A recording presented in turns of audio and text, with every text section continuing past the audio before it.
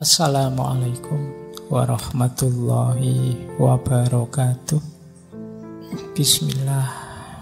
Mari kita mulai filosofi pendidikan anak.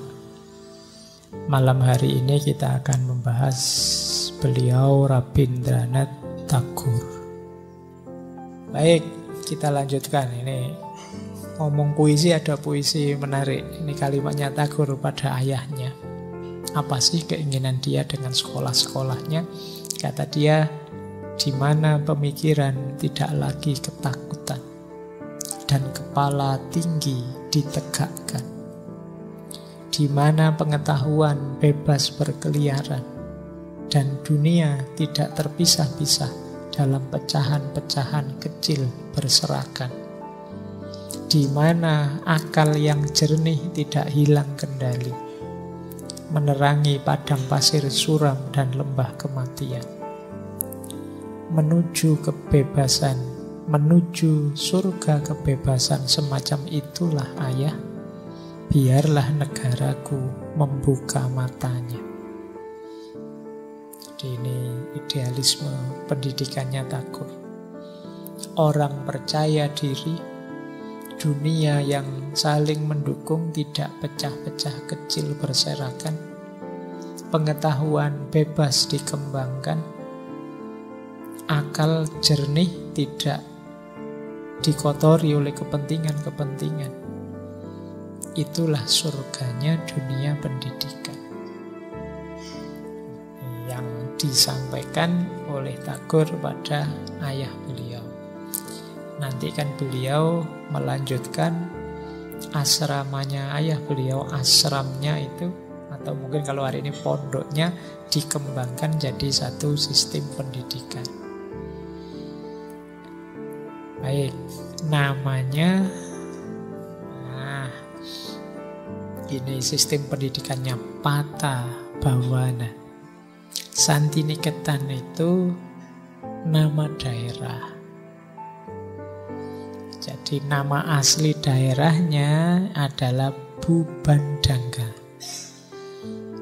Ditempati oleh keluarga ayah beliau, nanti dikenal dengan nama Santiniketan. Ini kalau hari ini mungkin seperti pondok, asrama tempat belajar. Santiniketan itu makna letterleknya tempat tinggal kedamaian, atau mungkin rumah kedamaian, mungkin bahasnya rumah perdamaian. Dan ini berjalan lama. Nah, di situ nanti Tagore mendirikan sekolahan, namanya Pata Bhawana. Nah, Pata Bhawana ini mungkin kalau hari ini ya pendidikan level SD dan SMP, dengan ideal-ideal seperti yang kita singgung sedikit di depan.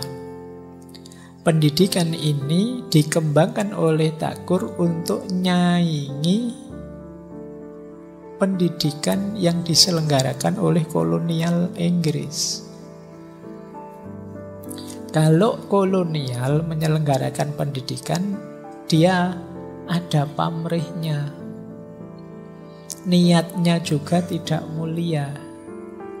Biasanya kolonial itu menyelenggarakan pendidikan, niatnya adalah biar dapat tenaga kerja murah terdidik.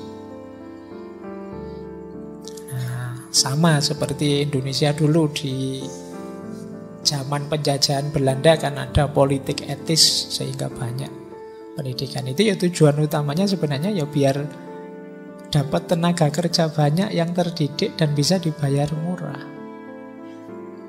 Nah, sehingga mentalnya tenaga-tenaga terdidik ini ya kerja untuk pemerintah, kerja untuk Belanda saat itu. Makanya ada yang bilang sekarang generasi kita banyak yang seneng sekali jadi PNS, pegawai negeri, pegawainya pemerintah. Ada yang bilang mental jadi PNS itu mental warisan kolonial. Jadi pingin jadi pegawainya pemerintah. Padahal bayarannya murah. Dan itu memang dulu strateginya kolonial seperti itu. Nah, nanti setelah ini kalau ada yang mau ngelamar PNS mikir mesti. Itu mental penjajah. Penjajah juga enggak apa-apa lah Pak, yang penting dapat kerja PNS kan gitu. Nah, itu disaingi oleh Tagore dengan mendirikan sekolah ini. Jadi, kemudian yang menarik dari Tagore, dia menganjurkan di sekolahnya melaksanakan pendidikan dijalankan dengan bahasa ibu, bukan bahasa Inggris. Di sana yang jajah Inggris. Kalau di India kan bahasa Inggrisnya lebih bagus daripada kita. Tapi kebalikannya, kalau Tagore lebih suka bahasa ibu. Jadi lebih mulia, karena itu kita. Nah, sekarang kalian dapat alasan ya, kok enggak pinter bahasa Inggris?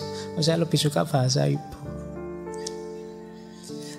Ya kalau kamu semangatnya beda, kamu karena males. Nah, kalau Tagore begitu, jadi misinya dia mendidik bangsa. Jadi tidak sekedar seperti penjajah mencari yang bisa dibayar murah. Orang-orang dalam cermatan Tagore, hasil pendidikannya Belanda ini, hasil pendidikannya Inggris ini, kolonial ini, inilah yang melanggengkan penjajahan. Karena orang-orang ini terdidik di sistemnya penjajah. Nah, nanti Pattabhavana ini berkembang terus sekarang jadi universitas. Universitasnya namanya Viswabharati. Ini sekarang jadi universitas nasionalnya India. Ya mungkin kalau hari ini semacam UI-nya lah. Di sana sudah berkembang, sudah luar biasa sudah. Nanti sistem-sistem pendidikan yang ada di Santiniketan ini menginspirasi banyak pihak untuk mengembangkan sistem pendidikan yang setara. Motonya Viswabharati, Yatra Viswam Bhavatikanidam. Artinya tempat di mana seluruh dunia bertemu di satu sarang. Jadi ini tempat di mana seluruh dunia bertemu. Karena beliau tadi mengembangkan cara berpikir internasional. Cara berpikirnya seperti ini. Ini kalimat dari beliau. Viswabharati mewakili India, di mana dia memiliki kekayaan pikiran yang berguna untuk semua orang.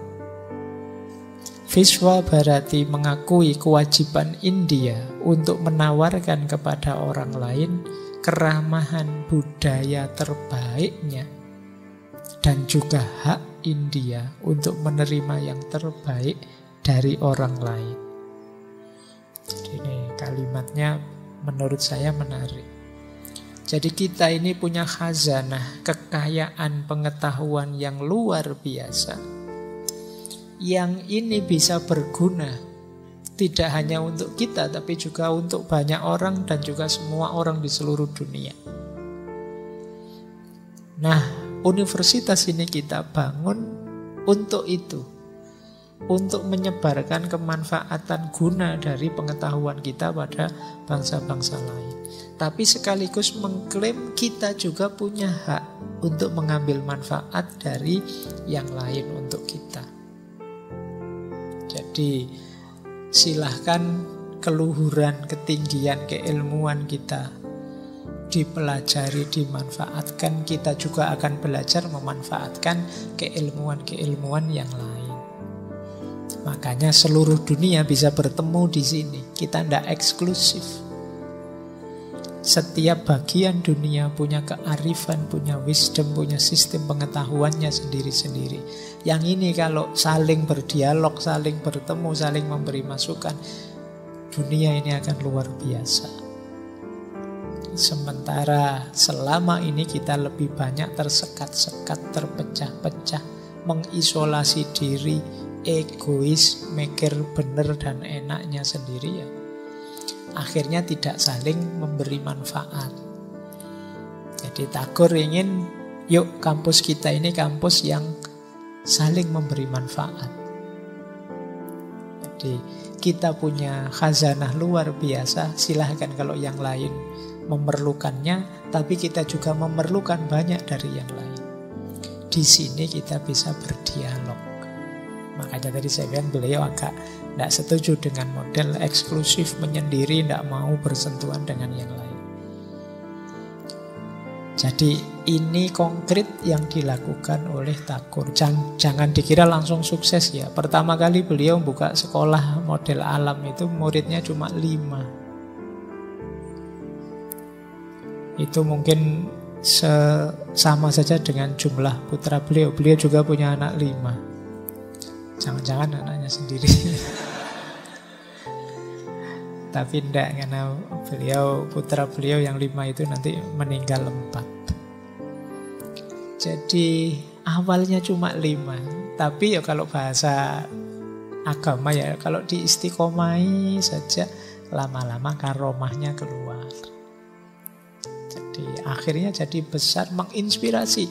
Tidak hanya di India, banyak sistem-sistem pendidikan lain yang dibikin seperti itu, akhirnya menginspirasi seperti saya bilang tadi, menginspirasi juga di Indonesia pada Ki Hajar Dewantara. Baik, kita lanjutkan. Nah, inilah 5 prinsip pendidikan yang ingin dikembangkan oleh Tagore. Yang pertama, freedom. Yang kedua, harmony. Yang ketiga, active communication with man and nature. Yang keempat, creative self-expression. Dan yang kelima, internationalism. Jadi beliau fokus pada 5 nilai ini. Jadi Rabindranath Tagore ini ingin pendidikan yang membebaskan, freedom. Ini boleh diurai, dibaca ketika kita dulu bahas misalnya Paulo Freire. Prinsipnya sama, pendidikan yang membebaskan. Atau hari ini di Indonesia baru rame-ramenya kurikulum Merdeka Belajar. Jadi semoga teman-teman tidak memaknainya Merdeka Belajar itu sinau sak karepku, gak sinau sak karepku. Iya. Jadi kan suka-suka saya Pak, kan merdeka saya belajarnya. Jadi saya sekarang merdeka dari belajar, bebas aku sinau rapopo. Ndak, pendidikan yang membebaskan itu ya pendidikan yang membebaskan kita dari beragam keterikatan, ketidakberdayaan, penjara-penjara, baik itu penjara sejarah, penjara masyarakat, penjara ego dan lain sebagainya. Kalau tentang penjara-penjara boleh dulu kita belajar ahli syariati. Ada banyak yang memenjara kita. Nah, pendidikan harus bisa membebaskan kita dari itu. Jangan sampai pendidikan justru membuat penjara baru untuk kita. Yang kedua, pendidikan yang mengajarkan harmoni. Hidup seimbang, selaras dengan alam. Jadi agak berbeda dengan paradigma tertentu dalam pendidikan barat yang memposisikan manusia jadi puncaknya hierarki makhluk. Tapi di sini kita diposisikan setara. Kerusakan kita, kekacauan kita akan berefek pada yang di sekitar kita. Maka ayo menjaga ritme, menjaga harmoni kita dengan sekeliling kita. Yang ketiga, ini menarik, active communication with man and nature. Aktif berdialog, berdialektika. Ini lanjutannya harmoni tadi. Kalau harmoni itu konotasinya adalah menjaga keseimbangan. Kalau ini aktif berdialog, berdialektika untuk tumbuh bersama. Gimana kita bisa meningkat tambah baik? Gimana kita bisa meningkat tambah unggul? Kita bisa meningkat tambah benar? Dan itu perlu active communication. Komunikasi aktif itu mengasumsikan kita saling memahami,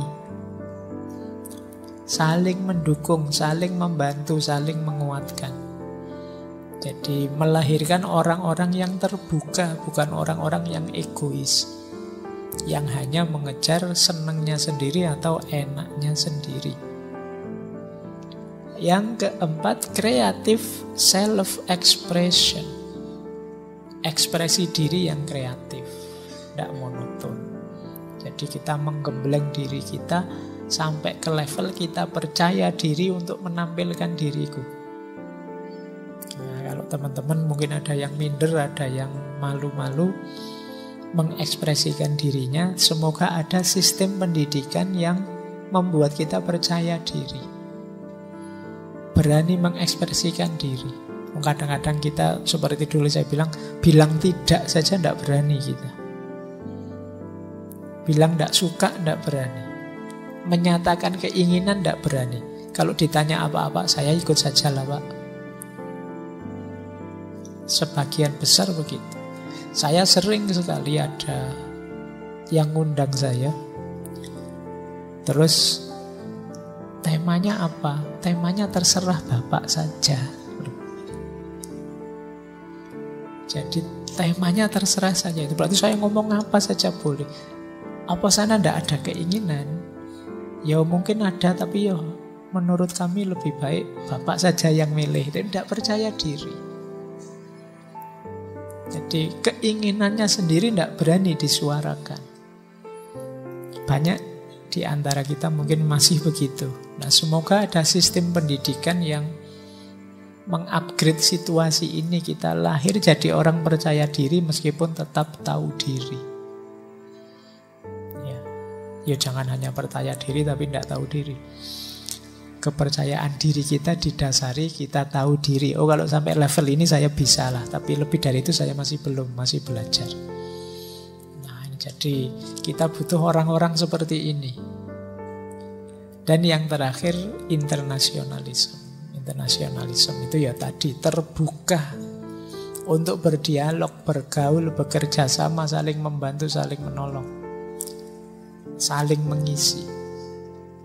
Maka kata Rabindranath Tagore, pendidikan tertinggi itu bukan hanya memberi informasi, tetapi menjadikan hidup ini penuh harmoni. Yang kedua, beliau juga menyatakan, jangan membatasi anakmu dalam caramu belajar, karena dia lahir di waktu yang berbeda. Jadi nanti kalau mendidik anak-anak kita, ya rumusnya tidak harus sama dengan dulu waktu kita dididik oleh orang tua kita. Waktunya beda, zamannya berubah. Mungkin kalian sering dengar orang tuamu bilang, oh kalau bapak dulu sekolah begini ya, kamu tidak kayak ibu dulu. Kalau ibu dulu itu ya zamannya berubah. Jadi kata Tagore, jangan batasi cara belajar anakmu dengan cara belajarmu. Mungkin beda. Hari ini misalnya buku-buku sudah banyak digital, dibaca langsung di HP. Generasi sebelumnya mungkin tidak ngerti itu. Kalau mereka tidak mau tahu, mungkin anaknya dimarah-marahi. Katanya belajar baca buku, kok baca HP saja misalnya. Nanti dijawab, loh di HP juga ada bukunya. Oh, mana ada buku itu ya yang cetak. Zamannya berubah. Jadi kita harus tahu. Mungkin generasi 2-3 generasi yang akan datang mungkin beda lagi. Orang tidak perlu baca buku, tidak perlu belajar. Cukup diinstal saja di otaknya, dikasih chip, mungkin bisa begitu besok. Sekarang masih chat GPT, itu sudah pontang-panting kita. Bayangkan kalau besok sudah di otak kita diimplan apa yang nanti yang orang kaya bisa pakai 32 GB RAM-nya, Yang tidak punya duit ya nanti 2 GB atau 4 GB gitu RAM-nya. Jadi kalau ngobrol yang sini cepet, yang sana mikirnya lama ini. Ya tunggu, ini masih loading, ini masih ya. Nah, mungkin besok begitu situasinya berubah. Jadi kita tidak bisa kaku dengan cara belajar zaman kita. Zaman ini mungkin sudah ganti. Zaman yang akan datang ganti lagi. Nanti diingat-ingat mungkin kalian yang mahasiswa besok, cucumu nanti situasinya akan sangat berbeda dengan sekarang. Nah, ini pentingnya. Itu tadi ya, freedom and harmony. Lanjut. Kalau ini mungkin umum saja saya baca sebentar ya. Yang dikembangkan oleh Rabindranath Tagore, kalau cara ngajar itu macam-macam. Yang beliau sering lakukan 3 ini. Yang pertama, teaching by traveling. Ini bukan study tour ya. Nanti teaching by traveling, ya study tour termasuk lah kalau benar study loh. Karena biasanya yang benar bukan studinya tapi turnya. Teaching by traveling itu yuk belajar di luar sambil jalan, sambil lihat situasi. Jadi learning by doing. Ngalami dan belajar langsung dari pengalaman. Itu teaching by traveling. Tidak sekedar baca buku dapat informasi dari tulisan. Biasanya yang ngalami langsung itu lebih masuk. Kalian mengalami apa sendiri dengan baca buku tentang hal itu biasanya lebih ingat yang ngalami langsung. Kadang-kadang yang di buku yang benar tapi pengalaman beda. Kadang-kadang kita lebih percaya pengalaman. Misalnya jatuh berdarah, terus zaman saya kecil dulu dikasih ludah saja, kita ludahi gitu. Mungkin di buku ada jangan langsung diludahi ya, diludah itu ada kuman apa ya, tidak apa-apa diludahi saja. Pengalamanku gitu kok. Nah, ini pengalaman kadang-kadang lebih menancap, lebih masuk dibandingkan sekedar ceramah. Jadi itu gaya ngajar yang direkomend. Yang kedua, diskusi dan tanya jawab. Jadi karena dalam tanya jawab, dalam obrolan itu biasanya ada pendalaman-pendalaman langsung. Akal jadi sangat aktif. Kalau seperti ini ceramah kan akal kalian tidak terlalu aktif, tinggal standby saja nanti info masuk. Tapi kalau dialog, kamu kan juga gerak. Nah, makanya saya bilang ngaji kayak gini tidak terlalu efektif. Kalau ingin efektif ada dialog. Nah, itu model kedua yang ditawarkan. Yang ketiga adalah activities. Jadi di sekolahnya beliau itu yo tidak sekedar materi, tapi ada banyak kerajinan-kerajinan, tari, musik, drama, melukis, menari. Jadi ini lebih mudah masuk materi, lebih mudah masuk pembentukan diri karakter tadi lewat activities method. Diceramai kamu yang teliti ya, dibandingkan dengan ayo latihan bikin gambar yang detail, yang teliti. Itu lebih masuk bikin gambar yang detail, yang teliti. Itu namanya activity method. Latihan telaten misalnya. Kalau mewarnai jangan lewat garis ya. Sudah latihan telaten, bentuk karakter telatennya dari mewarnai misalnya. Nah ini namanya activity method. Jadi metode beraktivitas untuk memasukkan ilmunya. Nah, ini sekolah ideal versi Rabindranath Tagore.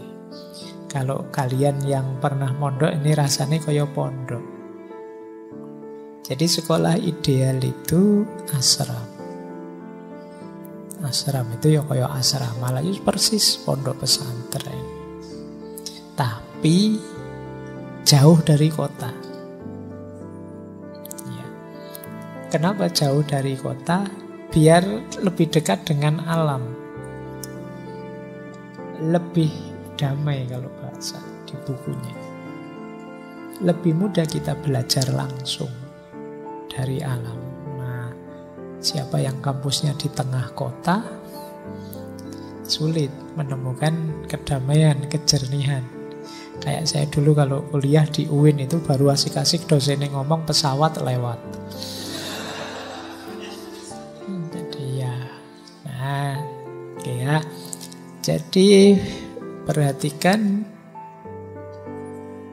kalau bisa ini ya, sekolahnya di yang tidak terlalu ramai maksudnya. Oh, saya dulu juga gitu, Pak, SD-nya. Saya anak desa, ya alhamdulillah. Jadi sekolah-sekolah yang hidup bersama seperti asrama, kemudian jauh dari keramaian. Terus real, hidup dalam berbagai aspek seutuhnya, dalam segala aspeknya. Yang di situ ya akal, ya profesional, ya moral, ya spiritual itu digarap semua. Dan guru dan siswanya tinggal bareng. Sehingga guru itu tidak sekedar ing ngarsa sumtulodo kalau seperti sekolah-sekolah, tapi juga ing madya mangkon karso dan tuturi handayani. Murid bisa meneladani gurunya, guru bisa memberi contoh langsung, sekaligus membangun kreativitas bersama, sekaligus menanamkan karakter. Nah, ini sekolah ideal versi Tagore. Jadi silahkan, kalian boleh pro, boleh kontra, tapi beliau mengidealkan ini. Dengan sistem seperti ini nanti diadopsi juga oleh Ki Hajar. Meskipun sekarang sekolah-sekolah kita ya sebagian besar pulang pergi.